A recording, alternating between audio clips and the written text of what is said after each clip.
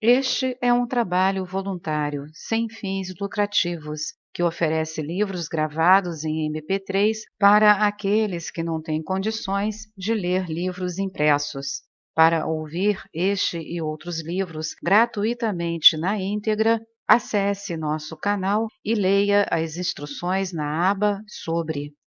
Este livro foi gravado para o uso exclusivo da pessoa com deficiência visual, não podendo ser comercializado de acordo com a Lei nº 9.610, de 19 de fevereiro de 1998. Outra situação dolorosa tem a ver com o enorme número de mulheres que são frequentemente espancadas pelos seus companheiros em todo o mundo.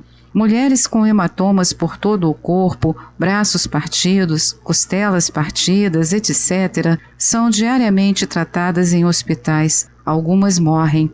E por que é que tantas mulheres atormentadas concordam voltar a viver com os seus companheiros abusivos? Algumas toleram-nos por causa das crianças, outras por medo, outras por inércia, outras por não terem para onde ir, outras ainda, e talvez mais frequentemente, por causa do amor. O amado, já não enfurecido ou alcoolizado, geralmente em lágrimas, insiste que ama a sua parceira. Ele pede desculpa e uma última oportunidade, e ela então admite que ainda o ama e concorda, com esperança de que daí para frente as coisas irão melhorar. E assim é dada uma nova oportunidade, e outra, pois o arrependimento do agressor dissolve-se facilmente, normalmente no álcool. Neste mundo, tantas coisas horríveis são justificadas em nome do amor, mas a violência doméstica não é só contra as mulheres. Atos de violência de mulheres contra homens são também frequentes no Ocidente, mas muito pouco documentados. No período inicial do amor, o nosso amado nos parece ser bom em quase todos os aspectos. Até defeitos visíveis parecem-nos adoráveis ou, quanto muito, apenas como uma pequena imperfeição que o verdadeiro amor deve ignorar. Pensamos que não importa que haja diferenças, quer estas sejam a nível geral, quer sejam em termos de karma, caráter, valores, pontos de vista ou crenças. Pensamos que não importa, pois nós nos amamos, todo o resto se resolverá. Mas, depois de casados por algum tempo, as pequenas irritações que costumavam estar caladas, escondidas lá no fundo, tendem a mover-se para uma posição mais proeminente ou até a tomar uma posição central. Um casal com suficiente sabedoria para abrir mão de seus pontos de vista, fazer concessões e adaptar-se, pode sobreviver. Mas muitos casais começam a aprender a amarga lição de que o amor não é uma vacina de confiança contra o sofrimento.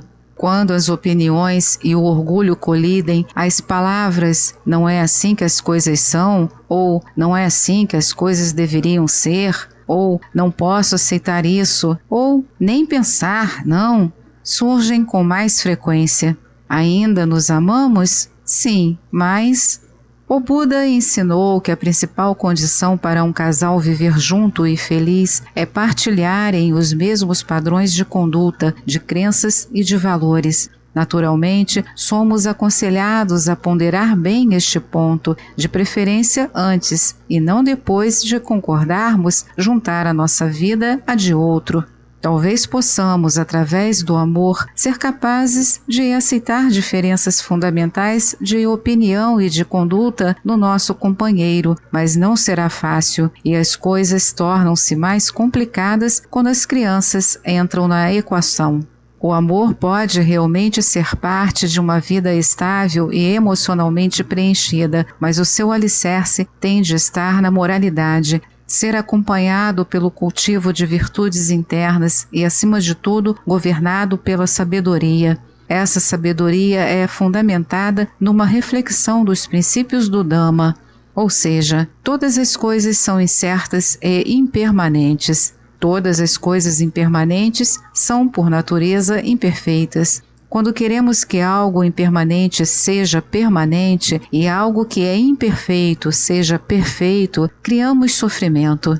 Interesse em aprender a ver a vida de forma imparcial é vital se quisermos transcender as nossas tendências destrutivas. A tese fundamental dos ensinamentos do Buda é que enquanto os nossos corações e mentes estiverem infectados por qualidades negativas, jamais teremos a experiência da verdadeira felicidade. Mas ainda que o amor não possa substituir a necessidade do desenvolvimento espiritual, pode apoiá-lo.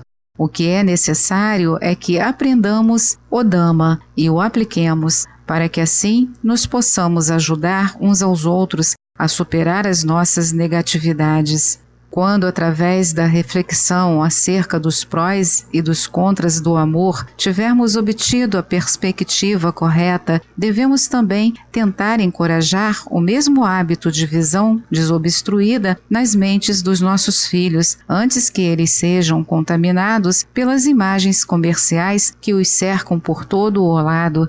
Vejam, por exemplo, o dia de São Valentim, uma tradição que não cresceu dentro dos nossos valores culturais, mas que foi criada por razões comerciais. Considerem o que nos tenta este dia dizer acerca da relação entre o amor, sexo e consumismo material. Depois do último dia de São Valentim, alguém me disse que tinha visto um rapazinho de 7 ou 8 anos a sair de um carro levando consigo para a escola um lindo ramo de flores vermelhas. Era um presente para sua suposta namorada.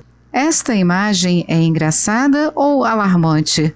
Para mim, os pais que compraram as flores para o seu filho não estavam a agir com sabedoria. Claro que é uma coisa sem importância, um gesto inocente, mas é através do acumular de tais coisas sem importância que são moldados os valores de uma criança. O desejo ou tanha, o instigador das impurezas. Desejamos querer e não querer, ter e não ter, ser e não ser. Por vezes as impurezas ocorrem por causa do amor, outras vezes apesar do amor. Mas sempre que ocorrem, surge sofrimento. Geralmente não vemos estas impurezas ou obstáculos interiores como estados negativos que devem ser abandonados. Ou se reconhecemos uma incontestável tendência negativa, muitas vezes justificamo-la como sendo parte de quem somos. Ou talvez nos sintamos simplesmente culpados e digamos a nós próprios que somos maus. É exatamente por razões como estas que as obstruções são tão resistentes. Mas quando estivermos conscientes do seu perigo, saberemos que para além do treino espiritual, não existe outra forma de melhorarmos as coisas. Não temos escolha, temos de controlar o kama ou karma negro.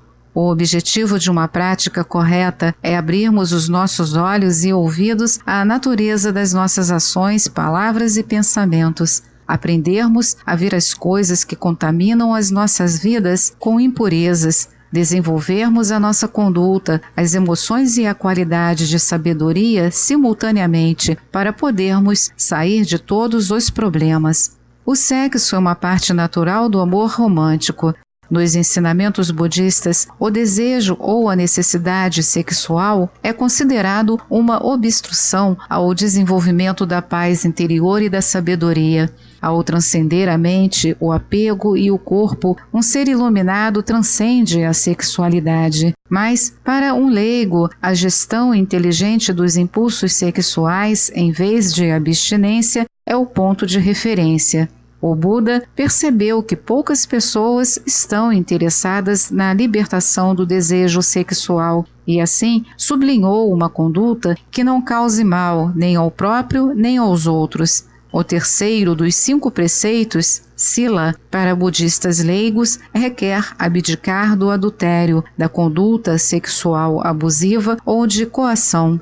Esta contenção interior que o Buda encorajou evita que nos percamos no sexo, que nos tornemos seu escravo ou que o sexo se torne o foco principal da vida de casal. A apetência sexual de cada casal pode variar em intensidade, e o seu papel na relação pode não ser o mesmo para ambas as partes. Ter sexo pode significar coisas diferentes para diferentes pessoas. Umas podem vê-lo como a expressão suprema da intimidade, outras como algo adjacente e desnecessário para a mesma. O prazer que o sexo oferece pode ser aniquilado quando as pessoas se tornam exaustas por causa do estresse ou do excesso de trabalho. O sexo pode facilmente tornar-se numa causa de discussão, frustração, desapontamento e aversão. Além disso, um desejo sexual excessivo pode conduzir à infidelidade, destruindo a confiança e a paz do lar. Um casal que outrora se amou profundamente pode nunca mais querer ver a cara um do outro. O divórcio pode ser severo e muitas vezes é devastador a nível emocional. Se o casal tiver filhos, o divórcio pode certamente afetar-lhes, de forma adversa, a saúde mental e a felicidade a longo prazo. As impurezas têm a sua própria lógica. Aqueles que quebram o terceiro preceito com uma conduta sexual incorreta normalmente têm razões que lhes parecem bastante convincentes. Os homens gostam de mencionar os seus instintos naturais como uma desculpa. Para as mulheres, geralmente é o amor. Nenhuma das partes assume responsabilidades pelo seu próprio comportamento. Em vez disso, afirmam que foi o desejo do corpo ou o seu amor, em vez de serem eles próprios os responsáveis. Embora seja verdade que os seres humanos se confrontam regularmente com tentações físicas e emocionais, temos de ser claros de que a violação dos preceitos ocorre única e exclusivamente pelo desejo de assim o fazer. Se a nossa moralidade só persiste na ausência das impurezas e obstáculos interiores, então não é moralidade. A essência da educação budista em termos de conduta é o cultivar da intenção de abstinência, e isso é desenvolvido de forma mais crucial quando os desejos que queremos satisfazer estão presentes. Os preceitos foram concebidos para serem o limite que nos protege das consequências de ações menos saudáveis. Desenvolver a paciência, a moderação e usar os preceitos como alicerce para a plena atenção é o caminho para permanecer seguro e evitar ações nocivas.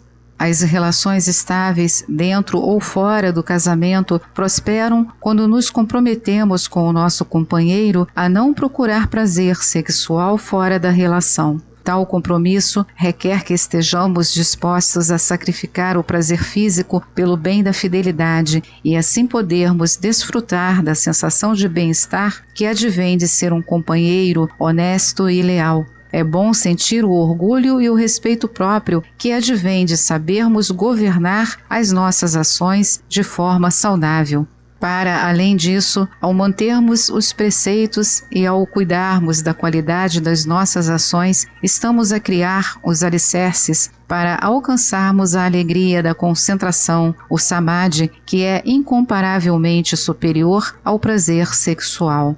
Ainda que sejamos felizes no casamento, é pouco provável que estejamos completamente imunes aos encantos de alguns membros do sexo oposto.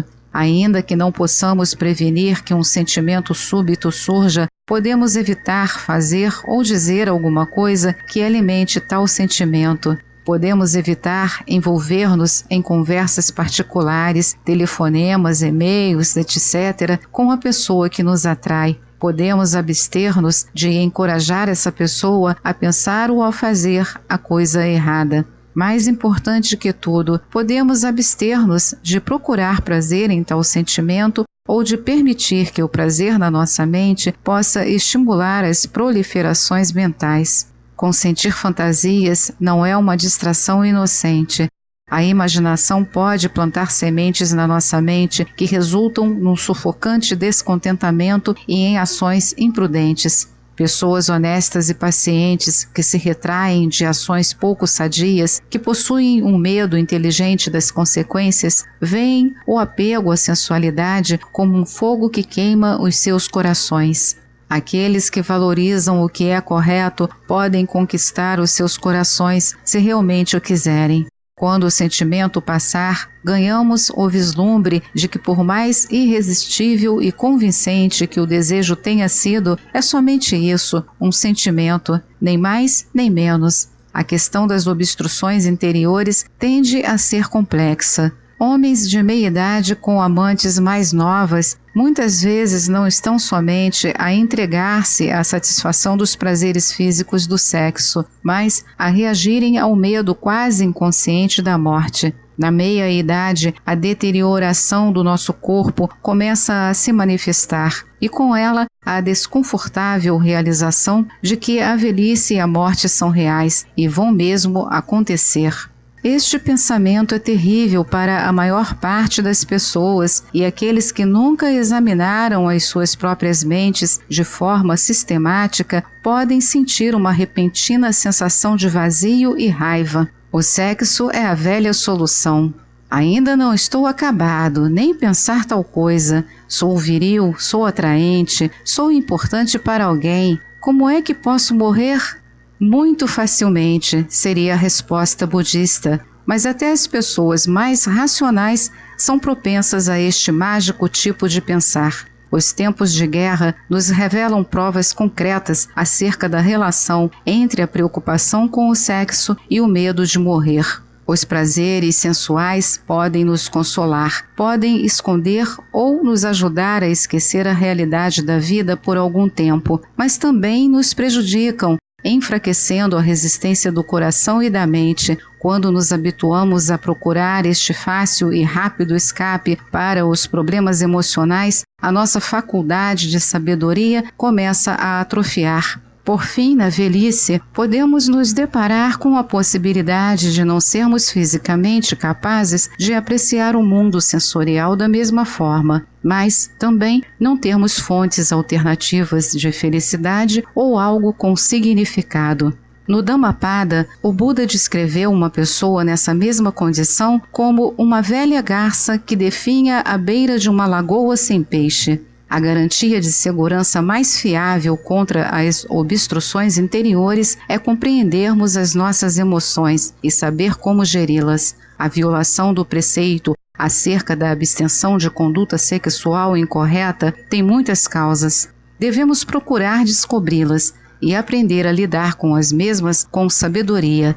Temos de as perceber como a natureza condicionada da obsessão sexual, tal como o desejo de coisas novas para alegrar as nossas vidas rotineiras, a hesitação de ter um segredo, o desejo de ser uma pessoa especial para alguém e o prazer de fazer aquilo que sabemos estar errado. Compreendendo quais as causas, tentamos abandoná-las. Em relação ao que ainda não podemos abdicar, temos de ser pacientemente comedidos. Esta é mais uma edição do canal Livros Falados Voz Humana. Que o bem, o bom e o belo se multipliquem em benefício das criaturas.